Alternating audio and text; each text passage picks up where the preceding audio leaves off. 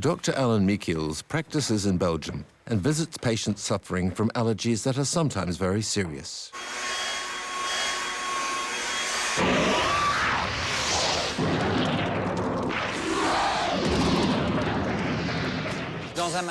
In a mattress like yours, there could be up to 2 million mites. And they're inside the mattress, but also on the surface, in the dust. In a pillow, up to 10% is made up of dead mites. And that's right beside your nose, so you breathe it all night, and like that you become allergic to them. When I have an attack, my eyes sting, and sometimes I have a runny nose. Does it get blocked sometimes? Yes, after I sneeze a bit. And when will that happen? In the night, or rather in the morning? In the morning when I wake up. Ah, yes, on waking. Who would have thought our beds were jungles crawling with life? These wild plants, seen through an electronic microscope, are fungi which do well in the humidity of our sweat.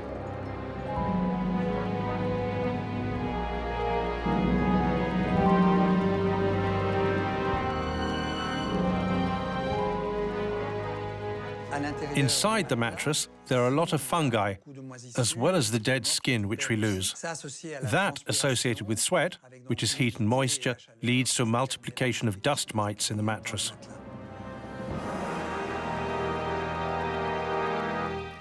Since the 1970s and the oil shocks, there has been an increase in mite allergies, very clearly linked to the fact that we are insulating our homes. There's double glazing, which is excellent for saving energy, but also for dust mites, helping them to multiply.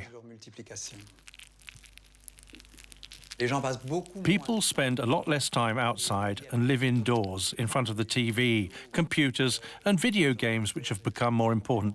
So there's a lot more exposure to domestic mites. In all innocence, more and more people are having dangerous relationships.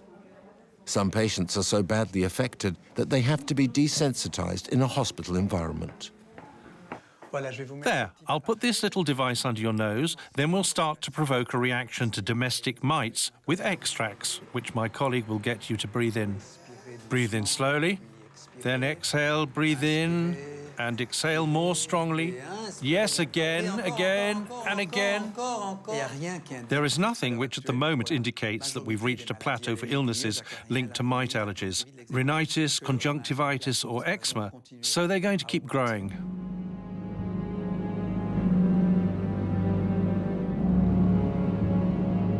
In the future, thanks to progress in molecular biology, we'll be able to imagine tailored vaccines. We'll be able to identify what proteins in mite droppings the subject is allergic to and administer only that protein. That's a much more powerful vaccine than at present. While waiting, the best means of fighting against mites is to air out rooms for at least half an hour every day, including in winter, as cold is the enemy of these invisible creatures. If dermatophagoid mites sleep in our beds without asking permission, some of their cousins do far worse.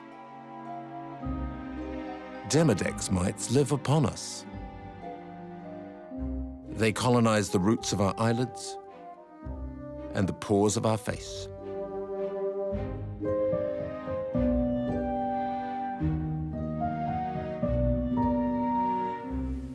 We are born, we have no Demodex mites. However, at the age of puberty, the hormonal balance in the body begins to change. This changes the type of oil that's produced in the face, the type of sebum, and afterwards the Demodex mites can feed on this and begin to grow. So for maybe 12, 13 years we have no mites, but after that we begin to build them up. Placing absorbent patches allows measuring how much sebum is on the face and counting blackheads. The numbers counted suggest that the skin, which is examined, offers Demodex an ideal environment.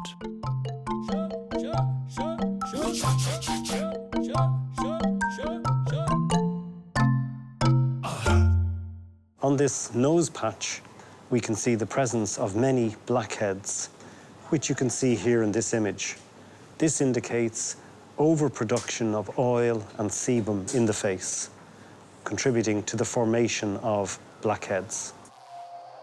Demodex mites live in colonies in the pores of oily skin, as we can see in these electronic microscope images, magnified many hundreds of times.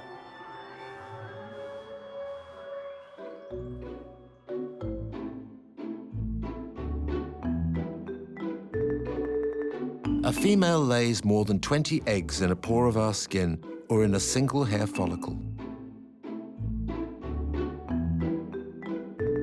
The number of Demodex increases as we get older.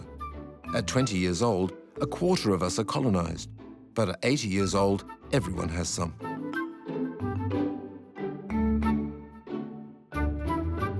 Once again, it's the droppings of the Demodex which poison our lives. Demodex is the only animal not to have an anus. As a result, it's impossible for it to rid itself of excrement, which accumulates in its body and ends up by killing it.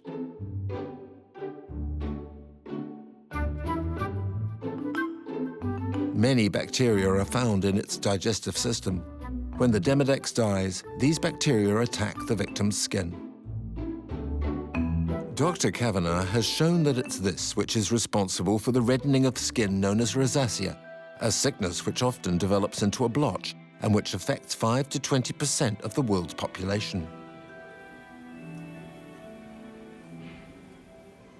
Men tend to have a slightly higher density of Demodex mites in their skin than women. And interestingly, men often show worse symptoms of rosacea.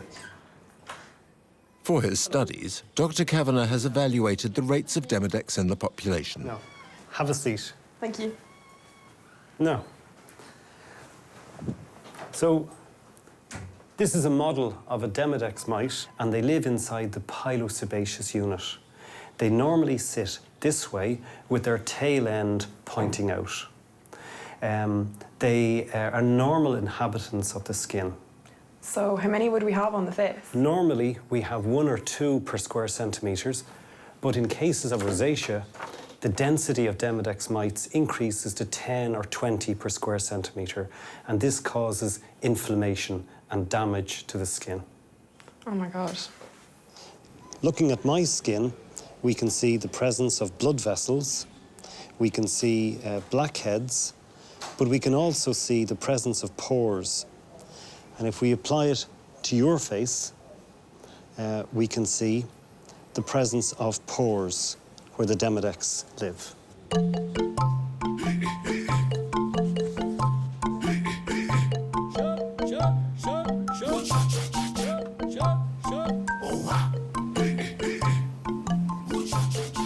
There you go.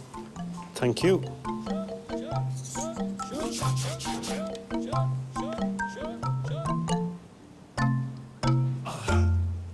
This is one of the pets we have extracted from your face. From my face? Exactly. And as you can see, it has a mouth region, it has 4 pairs of legs, and this region here is called the abdomen. In total, they measure about 0.3 of a millimetre in length.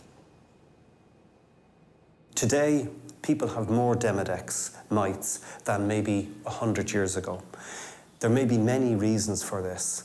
We have a better diet, and this diet influences the sebum we produce in our face. And the sebum is one of the food sources that the Demodex eats.